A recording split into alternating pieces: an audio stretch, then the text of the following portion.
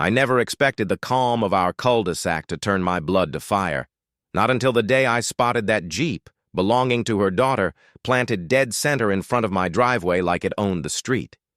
It ignored every single HOA rule we'd all tiptoed around for years. In that instant, my stomach knotted with a hot, furious twist. Around her, rules aren't casual suggestions. They're how we maintain a civil environment. Yet there it was, a brazen act of disregard.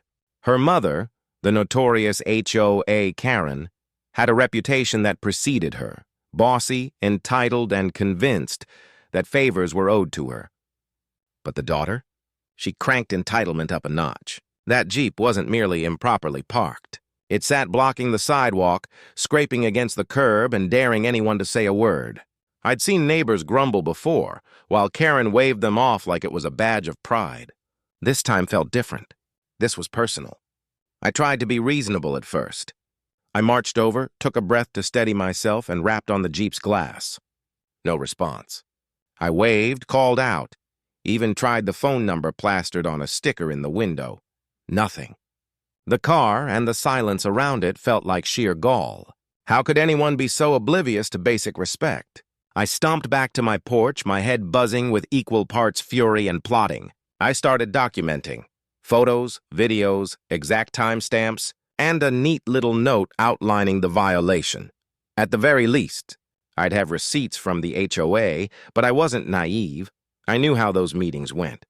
Karen had influence, friends on the board, and that smug confidence that squashed complaints before they could breathe. Committees wouldn't help. Warnings wouldn't stick. I needed a plan that cut through the bureaucracy and made the point instantly obvious. That night I dove into research, combing forums and how-to threads for practical, even cheeky, fixes. Ridiculous ideas in daylight suddenly seemed workable beneath the cover of darkness. By the time dawn crept in, I had decided. If they wanted to flaunt rules and ride on their connections, fine. I'd give them a consequence that was loud and unforgettable. The notion that came to me was messy, audacious, and probably irreversible, exactly the kind of thing that would make both the vehicle and the entitlement evaporate. Risky? Absolutely. Worth it? The thought of watching them squirm made the calculus trivial. Morning came and I walked the route again, cataloging the Jeep like it was a blueprint for demolition. I studied its glossy coat, the oversized tread, the smug way it leaned into the curb. Each day it remained there felt like a new insult. I began with small measurements. Distance from my driveway to the tire, the angle it claimed on the pavement, and an estimate of the vehicle's heft. I even inspected the hydraulic jack in my garage, mentally mapping leverage, torque, and pressure points. This wasn't about wanton damage. It was about messaging, precise, theatrical, and impossible to ignore. No one tramples on my peace in my own neighborhood. Next up, timing. Her daughter was predictable. Like clockwork, she left for school at the exact same time every morning. That regularity carved out a window where the Jeep sat alone and exposed. I watched it for days from a distance, jotting down routines and small habits. Every little movement, every tiny pattern mattered. The plan demanded perfection. There could be no slip-ups. I didn't want spectators. I wanted the result to land silently, then hit like a thunderclap. I gathered what I thought I'd need. A jack, some heavy chains, and a tarp to hide my work from the neighbors who loved peeking through curtains. I even ran through mental estimates of what would happen if pressure were applied to certain spots. The idea had stopped being a wild impulse and had become a carefully mapped operation, part payback, part cold calculation. But it wasn't only mechanical. It was meant to sting emotionally, too. I wanted Karen's daughter to feel entitlement crumble and to learn humility in the most unmistakable way possible. This was never simply about a vehicle. It was about enforcing boundaries, proving that the children of HOA overlords weren't exempt from consequences. That night, I replayed the sequence over and over, picturing every motion, foreseeing every possible hitch and every satisfying outcome. I rehearsed the image of her returning and finding her pride in ruins, the shock, the outrage, the helplessness. That single mental image hardened my resolve. This was more than a prank. It was poetic justice. Morning arrived crisp and unusually quiet, like the whole block was holding its breath. I slipped out before sunrise with my tools tucked under my arm, moving like someone intent on a mission. The street was empty, and the Jeep sat oblivious, as if daring fate. I approached with caution, checking for any sign of watchful eyes. Windows glinted with sleepy faces, but the hour was on my side. Using the jack, I raised one side of the Jeep, feeling the strain in the metal as it shifted. My pulse pounded, not from fear, but from the heady thrill that comes when you think you're about to right an injustice. Then the chains went on, snugged and secured, each loop and pull checked twice. I worked deliberately. One wrong move could mean failure, or worse, leave a trail back to me. My hands trembled, but I kept steady, driven by the image of that returning walk and the look that would greet her. Slowly, deliberately, the Jeep gave way, tilting as I carried out the last of the plan. Each creak of metal felt like a small victory.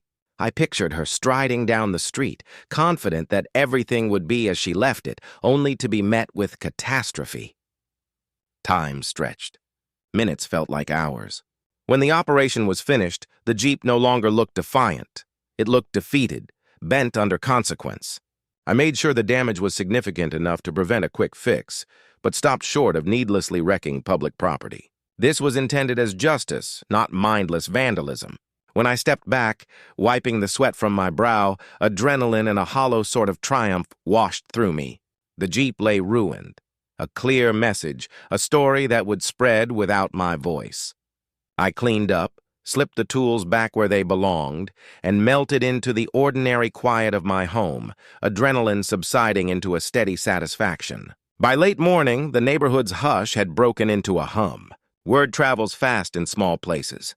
Within an hour, she came home, confidence evaporating with each step as she took in the wreckage of what she'd once believed untouchable. Her expression moved from disbelief to horror. And then Karen arrived, tires squealing, face a storm of fury, shouting questions into the air.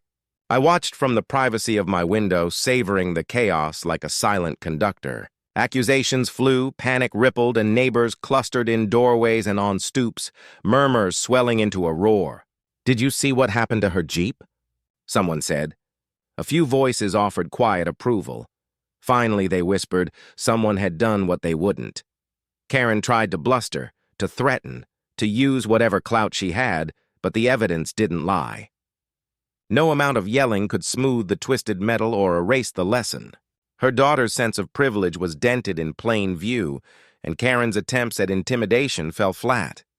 The humiliation was sharp and, in my eyes, well-earned. As the day wore on, the block settled into a cautious calm. Karen and her child retreated, their egos bruised and their swagger dissipated. My driveway was clear again. Balance, however rough, had been restored. I sat back as the sun drooped toward the horizon, feeling a quiet, complicated satisfaction. This wasn't about cruelty for cruelty's sake. It was a statement. Respect boundaries or face the consequences. And that morning, the consequence had been loud, unmistakable, and forever stamped in the neighborhood's memory in the form of a once proud Jeep turned scrap. So if you think you can flout rules and step on others and walk away unscathed, remember this story. Sometimes repercussions are more dramatic than you'd expect. If that form of revenge hit the right nerve for you, hit subscribe, like, and tell me in the comments what you'd have done in my place.